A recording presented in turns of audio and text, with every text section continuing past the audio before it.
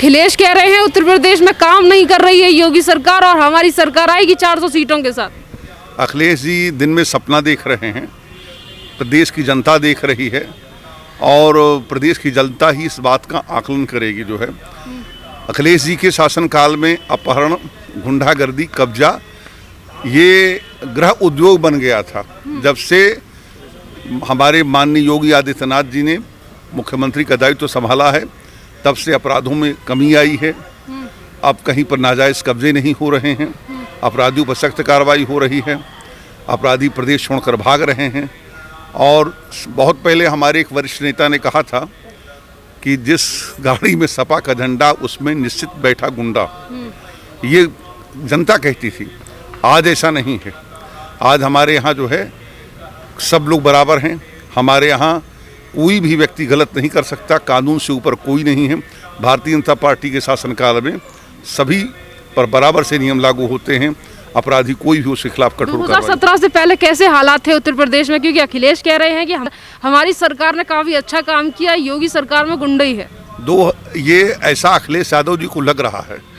ज़रा अखिलेश यादव जी या जो कोई जानकार आदमी है पहले का रिकॉर्ड निकाल को दिखवा ले कि अखिलेश यादव जी के शासनकाल में कितने अपहरण हुए हैं, कितने कब्जे हुए हैं, कितनी हत्याएं हुई हैं, और माननीय योगी आदित्यनाथ जी के शासनकाल में कितनी हुई हैं। वो तुलनात्मक अध्ययन हो जाए, अपने आप हो जाएगा। आज मुख्तार अंसारी के भाई को अपनी पार्टी में शामिल करा लिया है। किसने? अखिलेश ने। ये तो समाजवादी पार्टी का पुराना चरित्र है। समाजवादी पार्टी मूलतः अराजक तत्वों और गुंडों की पार्टी है और शुरू से गुंडों को प्रश्रय देती रही है। और अखिलेश यादव जी फ्रस्ट्रेशन में हैं।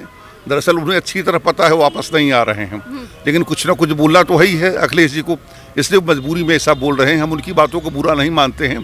फैसला तो 2022 में उत्तर प्रदेश की जनता को करना है। उत्तर प्रदेश की जनता को सुशासन चाहिए, अपराध मुक्त प्रदेश चाहिए, तो भाजपा को चुनेगी।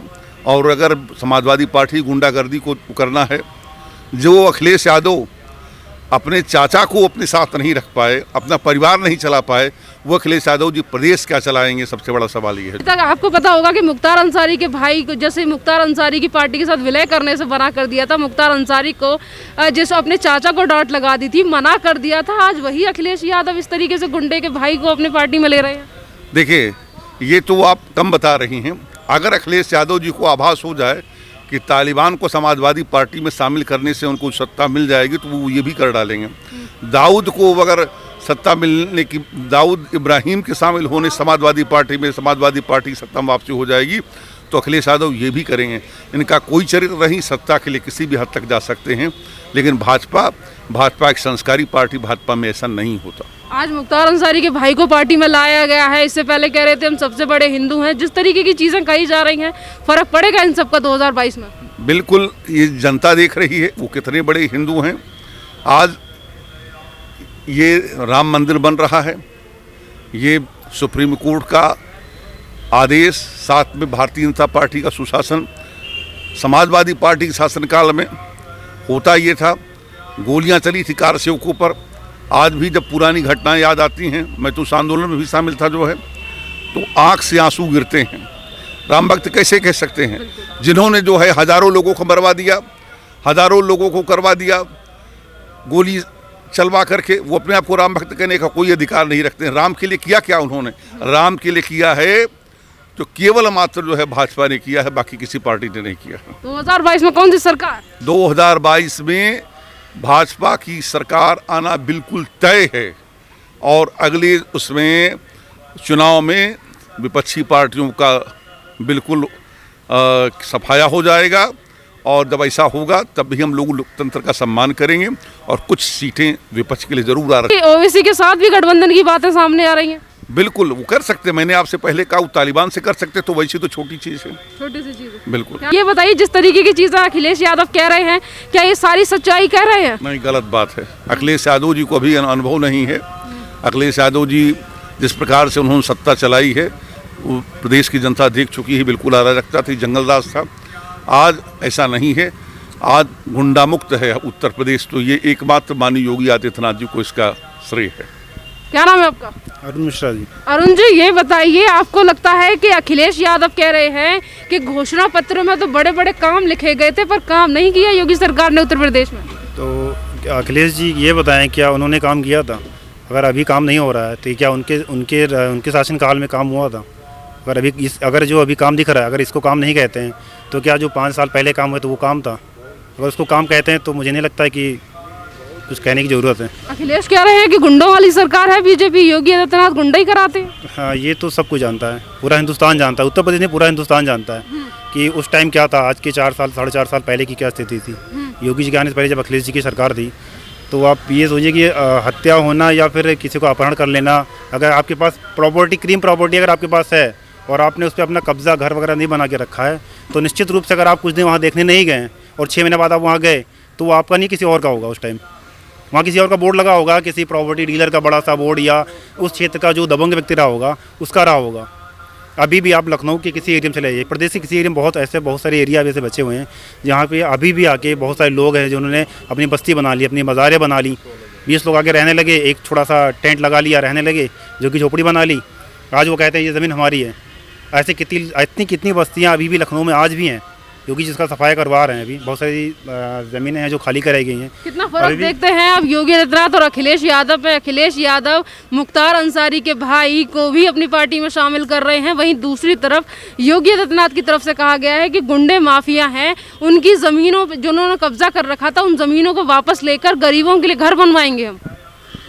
देखिए, ज़मीन कब्जा करना और अब भी आप तुलना अगर करें तो अब योगी जी से उनकी तुलना प्लीज़ ना करें, कोई नहीं करेगा उनकी तुलना। वो बहुत बड़ी चीज़ है योगी जी के लिए और अखिलेश यादव जी में ज़मीन आसमान का अंतर है। योगी जी हमारे दिल में बसते हैं, वो हमारे दिल में बसते हैं, हमारे पूरे उत्तर प्रदेश के दिल में बसते हैं, युवाओं के दिल में बसते हैं। उनकी तुलना कभी भी आप कोई ना करे, कोई कर नहीं सकता उनकी तुलना। तो उनके लिए तो बेकार है बोलना। आप अखिलेश जी की तुलना करें योगी जी से तो इससे दुर्भाग्य है और कुछ नहीं है। अगर कोई तुलना करता है तो उससे बड़ा मूर्ख दुनिया में शायद मेरे ख्याल से कोई नहीं होगा। जो चीज़ योगी जी में है वो योगी जी अपना परिवार नहीं चलाते हैं। योगी का कोई परिवार नहीं है। उनके पिताजी की वहाँ पे उनके पिताजी की उनका देहांत हुआ, वो उनकी मिट्टी में नहीं गए। वो कोरोना काल में अपने प्रदेश को छोड़ के नहीं गए, अपनी जनता को छोड़ के नहीं गए।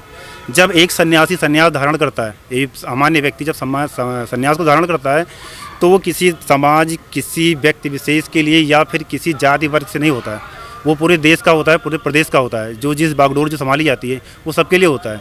योगी जी वही कर रहे हैं। पूरा उत्तर प्रदेश उनका परिवार है। वो किसी एक परिवार को, पर्टिकुलर परिवार को लेकर नहीं चल रहे हैं, एक जाति विशेष को लेकर नहीं चल रहे हैं। अगर यहाँ पे जो लोग कहते हैं कि ब्राह्मण के विरोधी हैं, वो लोग मुझसे सुना, मैं खुद ब्राह्मण हूँ, वो लोग कहते हैं कि योगी जी ब्राह्मण विरोधी हैं। तो मैं उनसे सबसे यही कहना चाहूँगा कि आप अपराध करेंगे तो आपके लिए उत्तर प्रदेश में कोई जगह नहीं है। हम लोग भी ब्राह्मण हैं, हम लोग भी आते हैं, आज तक हम लोग के साथ कुछ ऐसा गड़बड़ नहीं हुआ, हम लोग अच्छे से रह रहे हैं। अगर आप अपराध करते हैं, आप किसी जाति से किसी धर्म से आते हैं तो आपके लिए यहाँ जगह नहीं है। फिर आपको या तो जेल जाना है या तो गोली खानी है। सिंपल सी बात है। अखिलेश कह रहे हैं कि युवा नाराज है योगी से। युवा नाराज है वो तो चुनाव पता चलेगा। जब पूर्ण बहुमत से बीजेपी की सरकार आएगी तो उनको जवाब अपने आप मिल जाएगा। बिल्कुल मिल जाएगा। क्या नाम है आपका? जी राजेश जी, ये बताइए, अखिलेश कह रहे हैं काम नहीं कर रही है योगी सरकार उत्तर प्रदेश में और हमारी सरकार आएगी 400 सीटों के साथ। अखिलेश यादव का यह कोरा सपना है, फिजूल की बातें हैं। योगी जी ने जितना कार्य किया है अब तक किसी भी सरकार में इतना कार्य नहीं हुआ है। कानून व्यवस्था आप देख लीजिए, कानून व्यवस्था के मामले में आज उत्तर प्रदेश सबसे अच्छा है। यहाँ गुंडे, अपराधी, माफिया जितने हैं वो इस समय डर के मारे या तो प्रदेश छोड़ चुके हैं या जेल के अंदर हैं। और अखिलेश जी की ये केवल कोरी कल्पना है कि वो 400 सीटें पाएंगे। 40 सीटें मिलना मुश्किल है उत्तर प्रदेश में समाजवादी पार्टी को 40 सीटें मिलना मुश्किल है। अब तो मुख्तार अंसारी के भाई को भी शामिल कर लिया है, क्या इस तरीके से मुस्लिम वोट मिल जाएगा उन्हें? ये गुंडे अपराधियों की पार्टी अगर मुख्तार अंसारी को शामिल कर ले, दाऊद इब्राहिम को शामिल कर ले, किसी को शामिल कर ले, इसमें कोई आश्चर्य की बात नहीं है। ये तो गुंडे अपराधियों की पार्टी है ना, समाजवादी पार्टी। ऐसे लोगों को ही तो शामिल करेगी और किसको शामिल करेगी? तो इन सब चीज़ों का फर्क पड़ेगा 2022 में? इन सब चीज़ों का वो उनका चरित्र यही है तो इसमें फ़र्क क्या पड़ना है। भाजपा अपने मिशन पे काम कर रही है, अपने एजेंडे पे काम कर रही है, सबका साथ सबका विकास।